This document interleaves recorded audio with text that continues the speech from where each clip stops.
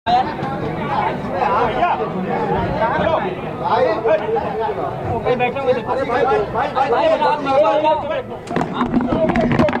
पकड़ा दो भाई। हिलाओ मत ज्यादा। हमारे पास सब खींचे थे भैया, रुक जा। कौन है देर से बैठे थे सब लोग।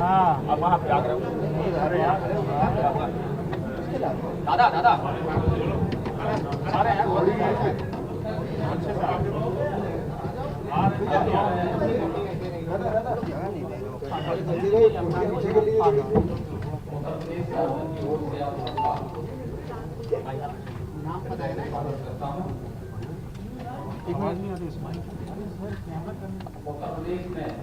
आवाज नहीं है, स्पीकर में आवाज नहीं भाई, आवाज नहीं, आवाज नहीं स्पीकर में आवाज नहीं है, आवाज नहीं भाई, आवाज नहीं स्पीकर में।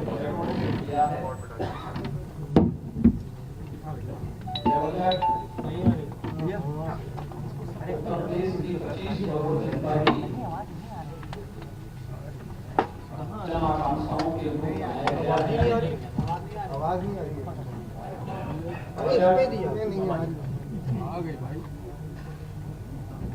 गरीब कल्याण प्रदेश के समग्र विकास को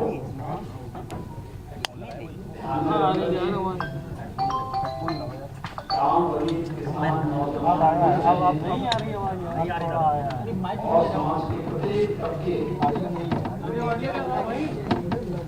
के हितों को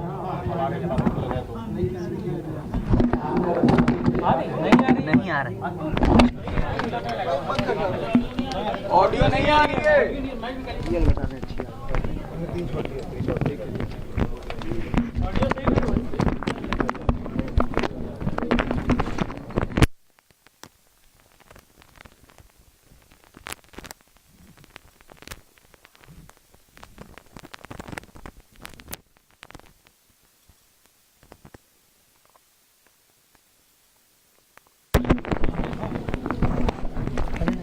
अरे वहाँ नहीं ऑडियो आ रही है। हटो हटो जल्दी हटो। रास्ता दो, रास्ता दो।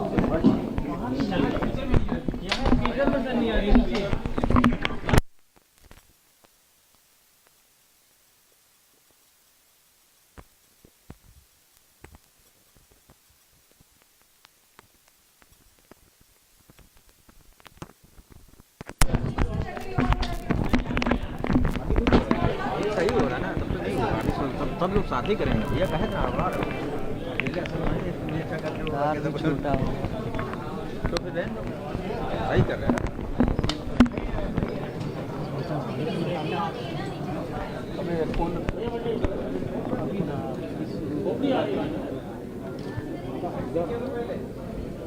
लग जाए यार, आगे आगे नहीं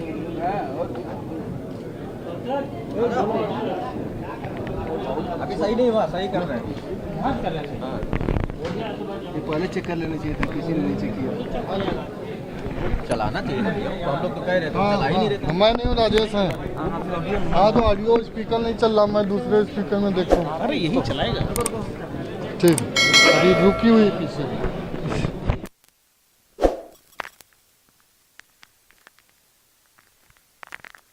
ये लगाओ ये। आ गई आ गई आ गई। कहाँ होते हो? अरे हम यहाँ आ रहे हैं। हाँ मैम, स्पीकर इनका बज नहीं रहा। हाँ।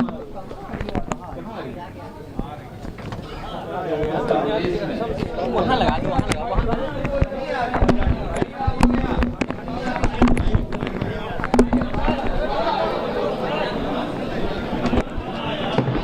आवाज आ रही है।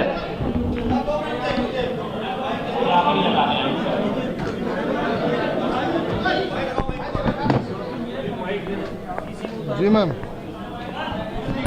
हाँ बताइए। माइक रखे हैं हमारे स्पीकर से, आवाज़ आ रही वो हम इधर पहुँचा वाले माइक आगे। सामने रख दीजिए। हाँ हाँ आ रहे आ रहे आ रहे हैं।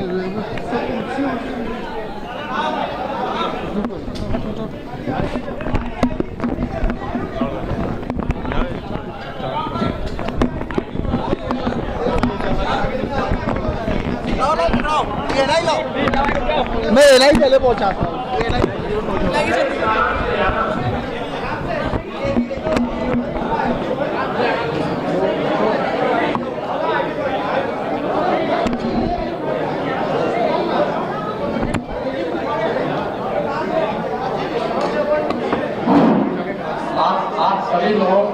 आप सभी से अनुरोध है कृपया अगर शांत हो जाएंगे तो भी बात समझ में आ जाएगी।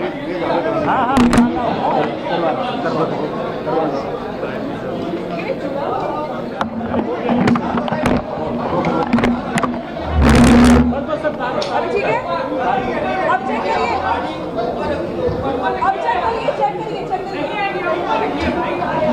आवाज आ रही है? सर यही तो लगाना पड़ेगा। लेकिन वहाँ तक आ कैसे पाएगा? बहुत सारे लोग आ ही नहीं पाएंगे, बहुत सारे लोग आ ही नहीं पाएंगे।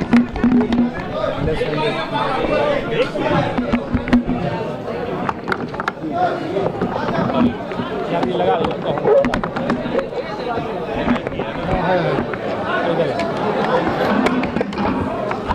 आराम से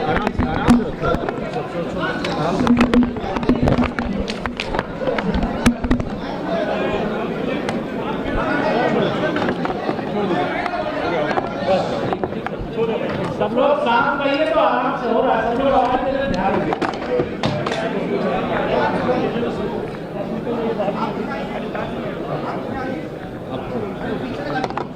छोड़ दे।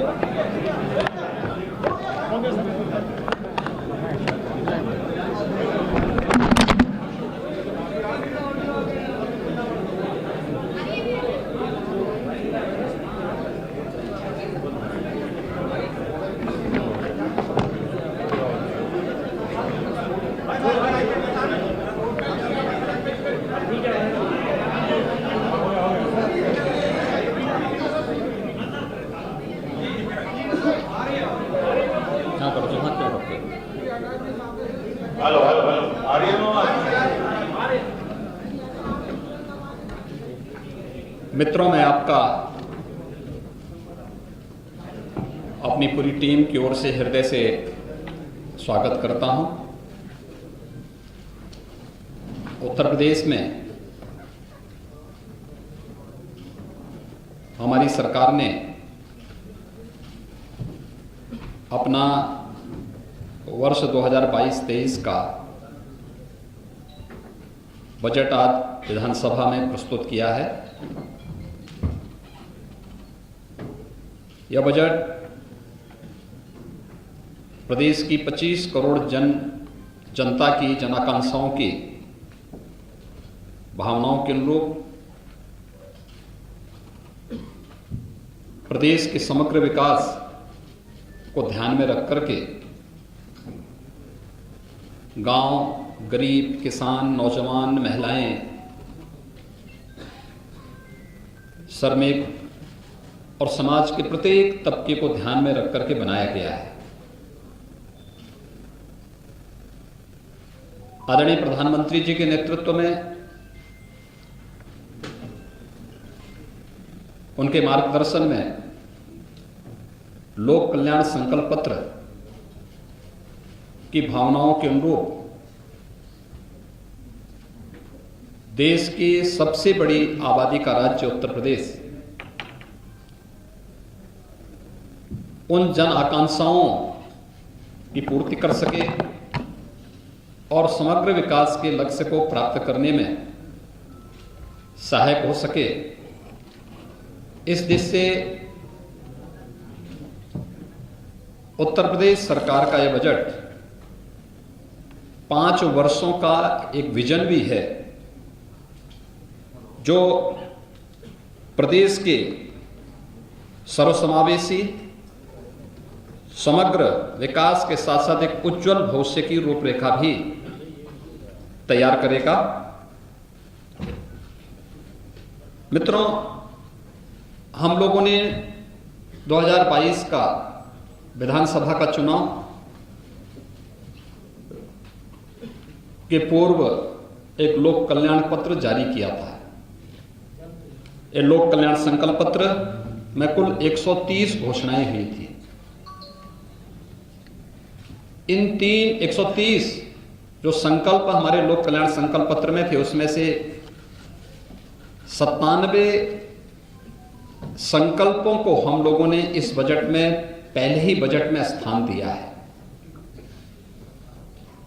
और इसके लिए हम लोगों ने 54,883 करोड़ रुपए का भी प्रावधान किया है। जो संकल्प 130 संकल्प थे, उनमें से कुछ संकल्प पहले से चले आ रहे थे, कुछ नए थे। उनमें से 97 संकल्पों को आज यहां पर इस बजट में स्थान दिया गया है, जिसमें 44 संकल्प नए हैं। इनमें जो प्रमुख घोषणाएं हैं आज के बजट में, वह मुख्य रूप से उज्ज्वला योजना के अंतर्गत जो लाभार्थी परिवार हैं, उनको वर्ष में 2 रसोई गैस के सिलेंडर उपलब्ध करवाने की घोषणा, और वह बजट में उन्हें स्थान दिया गया है। अन्नदाता किसानों के लिए भामाशाह भाव स्थिरता कोष की स्थापना के लिए धनराशि, एक फंड की स्थापना की गई है। यहां पे हम लोग पहले से ही एमएसपी का लाभ धान, गेहूं और अन्य फसली के लिए किसानों को उपलब्ध कराते रहे हैं, लेकिन आलू, टमाटर, प्याज आदि फसलों के लिए इस प्रकार की व्यवस्था अब तक नहीं थी। इस बजट में हम लोगों ने अपने अन्नदाता किसानों को राहत देने के लिए भाव स्थिरता कोष की स्थापना भी की है और उस कोष के लिए भी व्यवस्था की है। प्रदेश के अंदर आदरणीय प्रधानमंत्री जी का जो देश के लिए विजन है कि हम फर्टिलाइजर, केमिकल और पेस्टिसाइड में कमी लाते हुए प्राकृतिक खेती को बढ़ावा दे सकें। प्राकृतिक खेती की दिशा से उत्तर प्रदेश ने आदरणीय प्रधानमंत्री जी के मार्गदर्शन में पहले से ही अपनी कार्य योजना बनाई थी और उस कार्यक्रम के तहत यहां पे ट्रेनिंग के कुछ विशेष कार्यक्रम भी चले थे। प्रदेश में इस समय हजारों किसान ऐसे हैं जो प्राकृतिक खेती के साथ जुड़े हैं। उनके लिए टेस्टिंग लैब की स्थापना भी हर कमिश्नरी स्तर पर हम लोग स्थापित कर रहे हैं। लेकिन अगले 5 वर्ष के लिए संपूर्ण बुंदेलखंड को प्राकृतिक खेती योजना के साथ जोड़ने की कार्रवाई को भी हम लोगों ने इस योजना में लिया है। इससे पहले गंगा के किनारे के जो 5-5 किलोमीटर के दायरे के क्षेत्र हैं, भारत सरकार के साथ मिलकर के इस कार्य योजना को हम आगे बढ़ा रहे हैं। लोक कल्याण संकल्प पत्र में एक और घोषणा हम लोगों ने की थी, वह थी किसानों के लिए सिंचाई की योजना की व्यवस्था अगले 5 वर्ष के अंदर यानी 0 तक पहुंचाना, फ्री में उन्हें सिंचाई की सुविधा उपलब्ध हो सके। इसके लिए हम लोग पीएम कुसुम योजना के अंतर्गत निःशुल्क सोलर पैनल उपलब्ध कराने की कार्रवाई को आगे बढ़ा रहे हैं। 15,000 से अधिक सोलर पैनल की कार्रवाई को इस वित्तीय वर्ष में हम लोगों ने इस बजट का हिस्सा बनाया है, जिसका लाभ हमारे अन्नदाता किसानों को प्राप्त होगा। इसके अलावा प्रदेश के अंदर हम लोगों ने जो अन्नदाता किसानों की दृष्टि से अन्य जो तमाम घोषणाएं की हैं, जो इस बजट में हम लोगों ने इसे स्थान दिया है, जो प्रस्ताव दिए हैं, उसमें एमएसपी का लाभ हमारे अन्नदाता किसानों को प्राप्त हो सके, इसके लिए बजट का प्रावधान सिंचाई की अवशेष परियोजनाओं को आगे बढ़ाने के साथ ही 1,000 करोड़ रुपए की लागत से लघु सिंचाई की परियोजनाओं को पूरा करने के लिए भी एक विशेष प्रावधान इसमें दिया गया है। निषाद राज बोर्ड सब्सिडी योजना के अंतर्गत नाविकों के लिए नाव खरीद के लिए 40% तक सब्सिडी उपलब्ध करवाने की भी योजना हम लोगों ने इसके साथ ली है। और प्रदेश के अंदर गरीब कल्याण योजना के अंतर्गत एक गरीब कल्याण कार्ड भी जारी करने के लिए संपूर्ण परिवार सर्वेक्षण योजना को भी हम लोगों ने लिया है, जिससे पता लग सके कौन परिवार ऐसा है कि जो योजनाओं में केंद्र और प्रदेश सरकार की योजनाओं से भी वंचित रह गया है, और फिर उसके लिए एक स्पेशल स्कीम चलाना है। दूसरा, प्रदेश के अंदर रोजगार के सृजन और स्वरोजगार के सृजन के लिए हर परिवार का एक व्यक्ति सरकारी नौकरी, रोजगार या स्वतः रोजगार के साथ जुड़े, इसके सर्वेक्षण के कार्यक्रम को भी हम लोगों ने इस बजट में स्थान दिया है। एमबीबीएस और पीजी की सीटें पिछले 5 वर्षों के अंदर प्रदेश के अंदर दुगनी हुई हैं। इसको दुगनी करने के लिए, इसको उससे भी ज्यादा करने के लिए हम लोगों ने बजट में प्रावधान किया है। अयोध्या में इंटरनेशनल एयरपोर्ट की स्थापना करने के लिए भी आवश्यक धनराशि की व्यवस्था इसमें की गई है। प्रदेश के अंदर वे असेवित जनपद जहां पे मेडिकल कॉलेज का निर्माण की कल्पना कोई सोचता भी नहीं था, बिजनौर, कुशीनगर, सुल्तानपुर, गोंडा, ललितपुर, लखीमपुर खीरी, चंदौली, बुलंदशहर, सोनभद्र, पीलीभीत, औरैया, कानपुर देहात, कौशाम्बी और अमेठी, वहां पर भी उसके लिए बजट का प्रावधान इस बजट में हम लोगों ने किया है।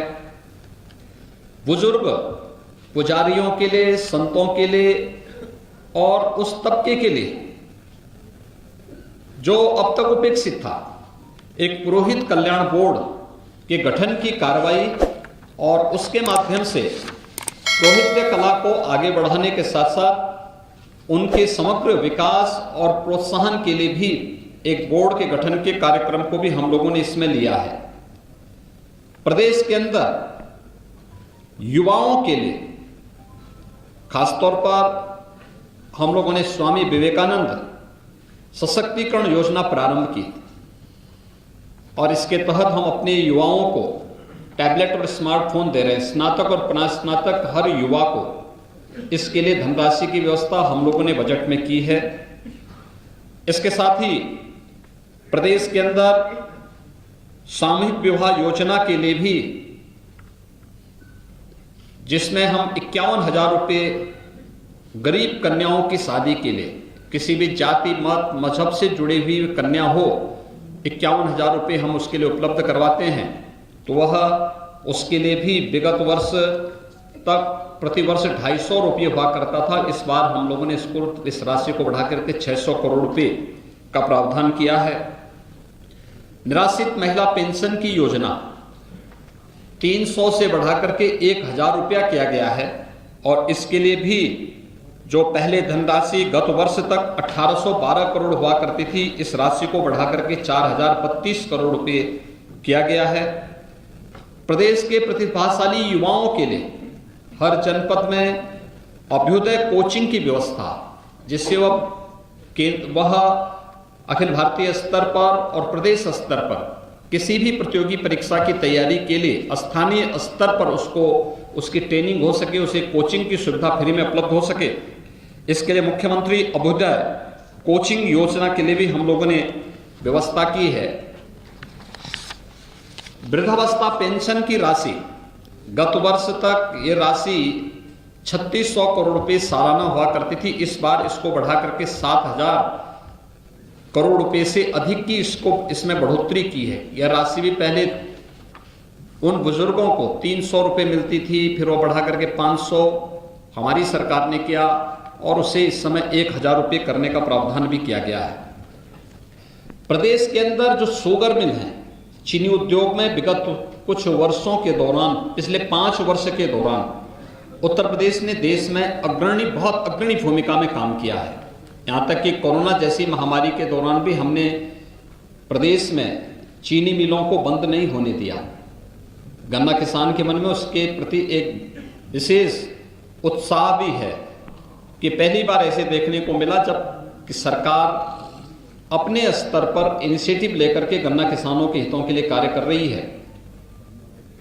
हम लोगों ने पिछले बार 3 चीनी मिलों की नई स्थापना की थी। इसमें रमाला चीनी मिल, मुंडेरवा चीनी मिल और पिपराइच चीनी मिल। इसके अलावा कुछ चीनी मिलों को जो बंद थे उनको हमने प्रारंभ किया। इस बार भी लगभग 6 ऐसी चीनी मिलों के लिए जो जर्जर स्थिति में हैं, उनके एक्सपेंशन और वहां उनके आधुनिकीकरण की कार्रवाई को भी सरकार ने अपने हाथ में लिया है, जिसमें क्षमता विस्तार के साथ साथ वहां पर आधुनिक चीनी मिलें लग सकें। ये प्रदेश के अलग अलग स्थानों पर हैं। उसमें सांथा है, ननोता है, आपके छाता चीनी मिल है, बुड़वल है। इसी के साथ ही जो मोहद्दीनपुर मेरठ की चीनी मिल है, उसमें डिस्टिलरी की स्थापना की कार्रवाई को भी हम लोगों ने इस बजट में स्थान दिया है। मित्रों, 2019 का प्रयागराज कुंभ उत्तर प्रदेश और देश और दुनिया के सामने अपनी एक नई पहचान बनाया। यह हमारा सौभाग्य है 2025 में फिर महाकुंभ का आयोजन होगा। दुनिया का सबसे बड़ा आध्यात्मिक और सांस्कृतिक आयोजन। हमारी सरकार अभी से इसकी तैयारी प्रारंभ करने जा रही है और इसके लिए हम लोगों ने बजट में प्रावधान किया है। इसके लिए एक अलग से मत खोल करके प्रयागराज कुंभ को फिर से ऐतिहासिक बना करके देश और दुनिया का एक यूनिक इवेंट के रूप में से प्रस्तुत करने के लिए ये व्यवस्था भी इसमें की गई है। लोक परंपरा और लोक संस्कृति किसी भी सांस्कृतिक विरासत की आधार होती है। लोक गाथा, लोक परंपरा इस संस्कृति की आत्मा होती है। प्रदेश इस दिश से बहुत समृद्ध है कि यहाँ पे पूर्वी उत्तर प्रदेश में भोजपुरी बोली जाती है, अवध और इसके आसपास के क्षेत्र में अवधी बोली जाती है, ब्रज हमारा जो क्षेत्र है इसमें ब्रजभाषा बोली जाती है, बुंदेलखंड क्षेत्र में बुंदेलखंडी बोली जाती है। इन सब की भी एकेडमी स्थापित हो, इन पर शोध हो, वहां पर इन लोक परंपराओं और लोक भाषाओं के उत्थान के लिए कुछ कार्य हो सके, इसके लिए संत कबीरदास भोजपुरी एकेडमी, केशवदास बुंदेली अकादमी, गोस्वामी तुलसीदास अवधी अकादमी और संत सूरदास ब्रजभाषा अकादमी की स्थापना की कार्रवाई को भी हम इस बजट में हम लोगों ने स्थान दिया है। वाराणसी में वहाँ पर काशी विश्वनाथ धाम की स्थापना के बाद जो टूरिस्ट का फुटफॉल बढ़ा है, कई गुना बढ़ा है। प्रतिदिन 1 लाख श्रद्धालु बाबा विश्वनाथ मंदिर में दर्शनार्थ आ रहा है। काशी और उसके आसपास के क्षेत्र में प्रधानमंत्री जी के विजन के अनुरूप समग्र विकास को देख करके अभिभूत होता है। वाराणसी में श्रद्धालुओं और यात्रियों के लिए, स्थानीय नागरिकों की सुविधा के लिए रोपवे के निर्माण के साथ ही मेट्रो के निर्माण की कार्रवाई का भी प्रावधान गोरखपुर, वाराणसी, झांसी, मेरठ, इस सिटी में भी हम लोगों ने मेट्रो परियोजना के लिए भी, प्रयागराज, यहाँ पर मेट्रो परियोजना के लिए भी धनराशि की व्यवस्था हम लोगों ने की है। पूर्व मुख्यमंत्री सदैव कल्याण सिंह जी के स्मृति में राज्य सरकार एक नई योजना को लेकर आ रही है, जिसमें बाबूजी कल्याण सिंह ग्राम उन्नत योजना, जिसमें प्रदेश की सभी ग्राम पंचायतों के लिए सड़कों पर स्ट्रीट लाइट के रूप में सोलर स्ट्रीट लाइट के लिए हम कार्य कर सकें, इसके लिए फंड की व्यवस्था हम लोगों ने इस बजट में किया है। इसके अलावा प्रदेश के अंदर तमाम अन्य स्थानों पर प्रतापगढ़, अलीगढ़, प्रयागराज, महोबा में नए औद्योगिक स्टेट वहां पे स्थापित करने के लिए, अयोध्या में सेपेट केंद्र के भवन निर्माण के लिए, प्रयागराज में ऊनी धागा उत्पादन केंद्र की स्थापना के लिए भी इस बजट में प्रावधान किया गया है। महर्षि वाल्मीकि के सांस्कृतिक केंद्र के रूप में लालापुर चित्रकूट को, निषादराज गोया सांस्कृतिक केंद्र श्रृंगवेरपुर को, संत रविदास संग्रहालय और सांस्कृतिक केंद्र वाराणसी और संत तुलसीदास जी के पावन भूमि राजापुर के सुंदरीकरण और विकास के कार्यक्रम को भी हम लोगों ने इस बजट में स्थान दिया है। प्रदेश के हम लोगों ने विगत 2 वर्षों के अंदर प्रदेश के अंदर और दुनिया ने कोरोना महामारी को झेला है। कोरोना महामारी के दौरान हमारे सामने जो सबसे बड़ा चैलेंज था शिक्षा के बारे में, शिक्षा भी जो प्रभावित होने वाले क्षेत्र थे उनमें से एक था। इसके लिए महाविद्यालय स्तर पर, माध्यमिक स्तर पर और बेसिक शिक्षा स्तर पर हम शिक्षा के आधुनिकीकरण की तरफ भी जा सकें, टेक्नोलॉजी का उपयोग कर सकें। महाविद्यालयों में स्मार्ट क्लासेस के लिए भी धनराशि की व्यवस्था इस बजट में हम लोगों ने यहां पर विशेष रूप से किया है। असेवित मंडलों में राज्य विश्वविद्यालयों की स्थापना का प्रावधान बजट में किया गया है। युवा कल्याण विभाग के द्वारा ग्रामीण क्षेत्रों में स्टेडियम के निर्माण और मिनी स्टेडियम के निर्माण की कार्रवाई, उनके रक्षण, अनुरक्षण और उनके उपकरण आदि की व्यवस्था भी बजट में किया गया है। 1000 करोड़ रुपए की जो सिंचाई, लघु सिंचाई परियोजना की धनराशि की व्यवस्था, बेटी और बेटे के बीच में कोई भेदभाव न हो। हम लोगों ने अपने पहले कार्यकाल में मुख्यमंत्री कन्या सुमंगला योजना चलाई थी। मुझे प्रसन्नता है कि 12,68,000 से अधिक बेटियां इस योजना से लाभान्वित हो रही हैं।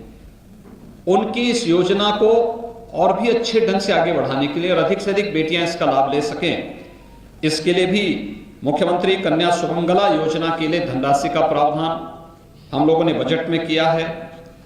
दिव्यांगजन कल्याण योजना के अंतर्गत दिव्यांगजनों की पेंशन की राशि, जो पहले उन्हें 300 रुपये पेंशन मिलती थी, सरकार ने पहले उसे 500 रुपये किया और फिर 1000 रुपये करते हुए जो व्यवस्था की थी उसके अंतर्गत भी 720 करोड़ रुपए का प्रावधान दिव्यांगजनों के पेंशन की राशि के लिए विशेष रूप से किया गया है।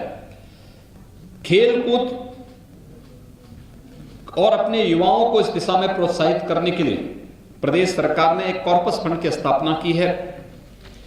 एकलव्य क्रीड़ा कोष की स्थापना, इसका भी प्रस्ताव हम लोगों ने बजट में किया है और मुझे विश्वास है कि खेलो इंडिया खेलों के तहत इसको जोड़ते हुए हम प्रदेश के ग्रामीण क्षेत्र के साथ साथ शहरी क्षेत्रों में भी खेलकूद की प्रतियोगिताओं को आगे बढ़ाने के लिए, लोगों में एक स्वस्थ प्रतिस्पर्धा को आगे बढ़ाने में सफल होंगे और प्रधानमंत्री जी की मंशा के अनुरूप हम लोग प्रदेश को अच्छी खेल प्रतिभाओं को देने में सफल होंगे। वन डिस्ट्रिक्ट वन प्रोडक्ट ने प्रदेश के बारे में लोगों की सोच को बदला है और प्रदेश की सोच को बदलते हुए हमने वन डिस्ट्रिक्ट वन प्रोडक्ट की योजना ने परंपरागत उद्यम को प्रोत्साहित करने, स्थानीय स्तर पर रोजगार के सृजन को बढ़ाने और लोगों को स्थानीय स्तर पर ही तमाम प्रकार से रोजगार उपलब्ध कराने में काफी बड़ी मदद की है। हमने बजट में इसका प्रावधान किया है। लगभग 263 करोड़ 75 लाख रुपए का प्रस्ताव बजट में ओडीओपी योजना के लिए किया गया है। मुख्यमंत्री युवा स्वरोजगार योजना के लिए भी प्रदेश के युवाओं को स्वयं का स्टार्टअप स्थापित करने, अपना उद्यम स्थापित करने के लिए प्रोत्साहित करने के लिए भी 125 करोड़ रुपए का प्रावधान हम लोगों ने बजट में किया है। विश्वकर्मा श्रम सम्मान योजना के लिए भी 112 करोड़ 50 लाख रुपए बजट में प्रावधान किया गया है। प्रदेश के इंफ्रास्ट्रक्चर डेवलपमेंट का भी व्यवस्थाएं बजट में की गई हैं, चाहे वह Bundelkhand expressway, defence corridor, Gorakhpur link expressway हो और जितने भी एक्सप्रेसवे हैं इन सब पर औद्योगिक गलियारों के विकास के साथ साथ इन कार्यक्रमों को आगे बढ़ाने प्रदेश के 18 कमिश्नरी में श्रमिकों, कोविड कालखंड के दौरान अनाथ हुए बच्चों या फिर उन सभी बच्चों के लिए जो अनाथ हो चुके हैं, जिनका कोई भी लीगल अभिभावक नहीं है, उन बच्चों के लिए अटल आवासीय विद्यालय हमारे वर्तमान में निर्माणाधीन है। नए सत्र में हम उन्हें संचालित करेंगे। इसके लिए भी प्रावधान हम लोगों ने यहां पर किया है। बुंदेलखंड में general Bipin Rawat defence and industrial corridor के विकास का प्रस्ताव भी हम लोगों ने, इसके लिए भी 400 करोड़ रुपए की धनराशि का प्रस्ताव हम लोगों ने किया है। इसके साथ ही प्रदेश के अंदर जो हमारे वर्तमान में चालू परियोजनाएं हैं, जिनमें महर्षि वाल्मीकि के लालापुर क्षेत्र का विकास, वाराणसी में संत रविदास श्रृंगवेरपुर में निषाद राज गुह्य स्थलों के पर्यटन विकास के साथ ही बहराइच में महाराज सोहेलदेव के भव्य स्मारक निर्माण के लिए भी धनराशि की व्यवस्था इस बजट में की गई है। बाबा साहब डॉक्टर भीमराव अंबेडकर स्मारक और सांस्कृतिक केंद्र की स्थापना लखनऊ में चल रही है। इसको समय से पूरा करना और साथ साथ इसके कुशल संचालन के लिए भी धनराशि की व्यवस्था बजट में की गई है। जल जीवन मिशन के अंतर्गत हर घर नल योजना ग्रामीण क्षेत्र के साथ साथ शहरी क्षेत्रों में भी लागू हो सके। ग्रामीण क्षेत्र में हम लोगों ने पहले चरण में बुंदेलखंड और बिंद क्षेत्र को लिया है। जापानी इंसेफ्लाइटिस, एक्यूट इंसेफ्लाइटिस, कालाजार, आर्सेनिक और फ्लोराइड प्रभावित क्षेत्रों के अलावा डार्क जोन वाले ब्लॉक, खारा पानी वाले क्षेत्र और अब उन सभी गांवों में जहां पे शुद्ध पेयजल की आपूर्ति नहीं हो पा रही है, उन सभी को हम लोगों ने इसके साथ जोड़ा है और इसके लिए पर्याप्त धनराशि की व्यवस्था बजट में की गई है। लेकिन इसके साथ ही शहरी क्षेत्रों में भी शुद्ध पेयजल की आपूर्ति हो सके, अमृत योजना के अंतर्गत इसका प्रावधान भी बजट में किया गया है। प्रदेश के अंदर वीरांगना झलकारीबाई महिला पुलिस बटालियन गोरखपुर, वीरांगना अवंतीबाई महिला पुलिस बटालियन बदायूं और वीरांगना उदादेवी महिला पुलिस बटालियन लखनऊ, इनके गठन और यहां पर इंफ्रास्ट्रक्चर डेवलपमेंट के लिए भी धनराशि की व्यवस्था बजट में की गई है। इसके अलावा सेफ सिटी मिशन के अंतर्गत प्रदेश में भी अलग से हम व्यवस्था चला सकें। भारत सरकार इसमें सहयोग करती रही है, लेकिन इसको हम लोगों ने सेफ सिटी और स्मार्ट सिटी को मिलाकर के प्रदेश के अंदर एक साथ चलाया है और उसकी सर्वत्र सराहना भी हुई है। ये सभी कार्यक्रम हम लोगों ने प्रदेश में स्थापित किए हैं। प्रदेश के 8 मंडलों में अलीगढ़, आजमगढ़, बस्ती, चित्रकूट धाम, देवीपाटन, मिर्जापुर, प्रयागराज, सहारनपुर में एंटी करप्शन ऑर्गेनाइजेशन यूनिट की स्थापना के लिए भी पर्याप्त धनराशि की व्यवस्था की है और प्रयागराज में नेशनल लॉ यूनिवर्सिटी की स्थापना के लिए भी धनराशि की व्यवस्था हम लोगों ने इस बजट में की है। यानी कुल मिलाकर के यह बजट प्रदेश के समग्र विकास के विजन को लेकर के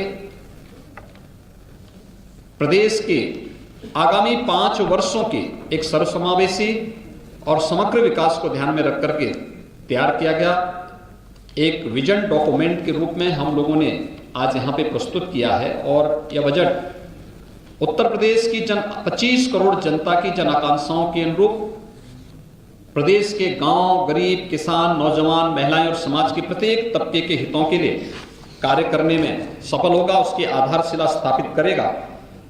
बजट अब तक का सबसे बड़ा बजट है। मित्रों, मुझे बताते हुए प्रसन्नता है कि हमारा यह बजट जब 15-16 में प्रदेश के अंदर बजट प्रस्तुत हुआ था, वह 3 लाख करोड़ के आसपास था। 3,02,687 करोड़ रुपए का था। और इस बार जब हम बजट प्रस्तुत कर रहे हैं, यह बजट 6,15,518 करोड़ 97 लाख का है। यानी बजट का दायरा दोगुने से ज्यादा हुआ है, जबकि विगत 5 वर्ष के अंदर 2 वर्ष हमारे कोविड प्रबंधन में व्यतीत हुए हैं। बजट में जो सबसे महत्वपूर्ण बात यह है कि बजट के दायरे को बढ़ाने के लिए हमने प्रदेश के अंदर राजस्व भी बढ़ाया है। और राजस्व को हम लोगों ने किस रूप में बढ़ाया है? अगर मैं जीएसटी, वैट आदि की बात करूं तो 2017 के पहले प्रदेश के अंदर या देश के अंदर जीएसटी नहीं था। वन नेशन वन टैक्स 2017 जुलाई 2017 में लागू हुआ, लेकिन उससे पहले सेल टैक्स और वैट था। उस समय प्रदेश में सेल टैक्स और वैट से जो धनराशि प्राप्त होती थी वो मात्र 51,000 करोड़ रुपए प्राप्त होती, 51,800 करोड़ रुपए प्राप्त होती थी। कोविड-19 के बावजूद 2 वर्ष इसमें हम लोगों के अमूल्य खर्च हुए, प्रबंधन में खर्च हुए, लोगों की इनकम पे असर पड़ा, कई महीनों तक लॉकडाउन के कारण व्यापार पर असर पड़ा, अर्थव्यवस्था पर उसका बुरा असर पड़ा, लेकिन उस सब के बावजूद हम इसके दायरे को बढ़ाने में लगभग 90,000 करोड़ रुपए तक पहुंचाने में हमें सफलता प्राप्त हुई। इतना रेवेन्यू हम लोगों ने कलेक्शन किया। एक्साइज में उत्तर प्रदेश में कुल 14,273 करोड़ रुपए प्राप्त हुए थे 16-17 में, और इस समय हम लोग 21-22 में इसे 36,231 करोड़ से अधिक पहुंचाने में हमें सफलता प्राप्त हुई। ऐसे स्टैंप एंड रजिस्ट्रेशन में 11,564 करोड़ रुपए से बढ़ा करके हम लोगों ने इसे 20,045 करोड़ 68 लाख रुपए तक पहुंचाने में हमें सफलता प्राप्त हुई। माइनिंग में 1,548 करोड़ रुपए से बढ़ा करके इसे 2,664 करोड़ रुपए तक पहुंचाने में प्रदेश के अंदर एक माइनिंग पॉलिसी लाने के बाद हमें इसे पहुंचाने में सफलता प्राप्त हुई। कुल मिलाकर के प्रदेश ने अपने रेवेन्यू को बढ़ाया है। रेवेन्यू को बढ़ाने के साथ साथ प्रदेश के विकास का जो आधार बना, उस आधार के साथ ही उस आधारशिला पर जो आगे की कार्रवाई प्रारंभ हुई, आज उसके परिणाम हम सबके सामने आ रहे हैं। प्रति व्यक्ति आय में वृद्धि हुई। प्रदेश की अर्थव्यवस्था विगत 5 वर्ष के अंदर दुगनी हुई है, और बजट का दायरा भी हमारा दुगने से अधिक आज 2022-23 का प्रस्तुत हुआ है। सबसे महत्वपूर्ण बात इस बजट की है वो ये कि रिजर्व बैंक और भारत सरकार ने जो एफआरबीएम की, राज्यों के लिए एफआरबीएम की जो सीमा तय की है कि आप ऋण लेने की जो सीमा आपकी होगी वह पहले 3% थी। कोविड कालखंड में उसे बढ़ा करके 4 फिर 4.5% किया। पहले 4% तक बढ़ाया था, फिर बाद में उसको 4.5% तक किया गया कि आपकी जो कुल जीएसडीपी होगी उसके इतने तक आप ऋण ले सकते हैं।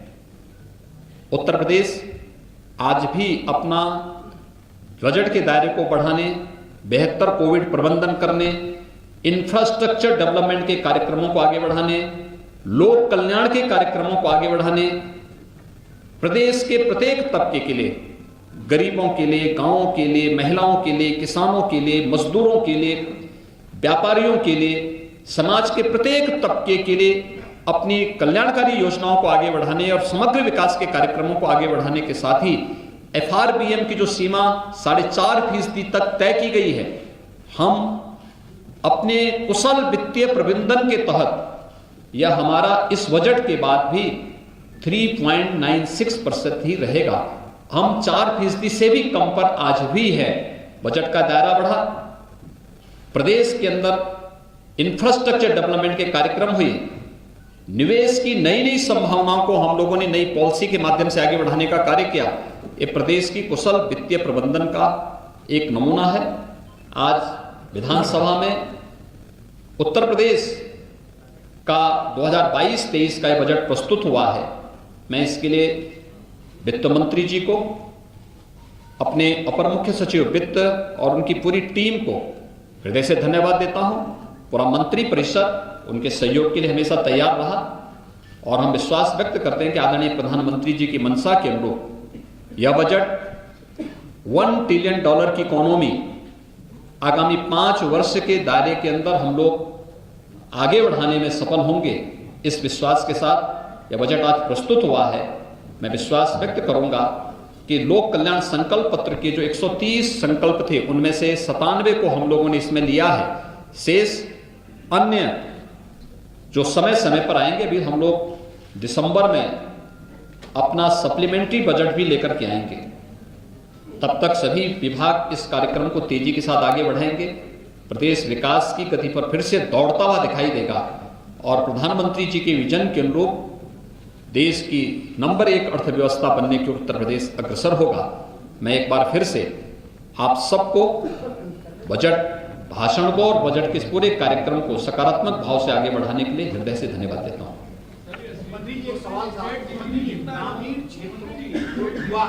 इस समय हमारी जो है 20,48,000 करोड़ रुपए से अधिक की है। कोविड के दौरान ये प्रभावित हुई थी, लेकिन फिर भी अच्छी दिशा में आगे बढ़ रही है।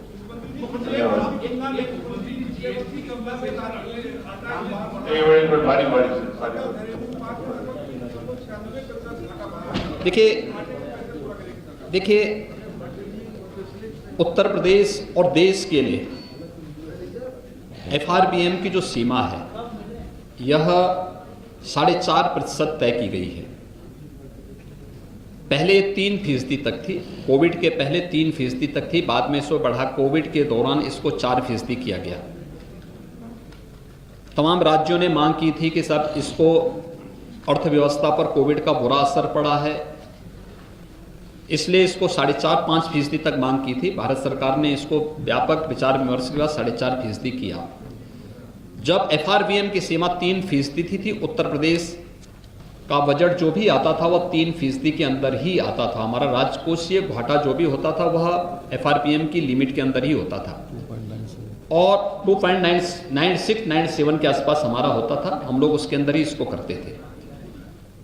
कोविड के दौरान अर्थव्यवस्था पर जो विपरीत असर पड़ा था वह यूपी भी उसमें था, क्योंकि यूपी तो सर्वाधिक बड़े राज्यों में, सबसे बड़े राज्यों में है। यूपी की जितनी आबादी है उतनी आबादी देश के किसी भी राज्य की, जो सबसे बड़ा राज्य है आबादी की दृष्टि से, उसकी यूपी से आधी आबादी है। तो स्वाभाविक रूप से यूपी ने अपने यानी प्रदेश आदरणीय प्रधानमंत्री जी के मार्गदर्शन में कुशल वित्तीय प्रबंधन का उदाहरण भी प्रस्तुत किया और इसलिए 4% जो पहले कोविड के प्रथम चरण में 4% का FRBM की लिमिट तय की गई थी, वर्तमान में यद्यपि 4.5% है, तब भी हम लोग 4% से नीचे हैं और 3.96% का हमारा राजकोषीय घाटा आने का अनुमान है। और प्रदेश के अंदर जो डेवलपमेंट की एक्टिविटीज जब बढ़ेंगी, मैं विश्वास के साथ कह सकता हूं कि हम इस राजकोषीय घाटे को और कम करने में सफलता में प्राप्त होगी। मुख्यमंत्री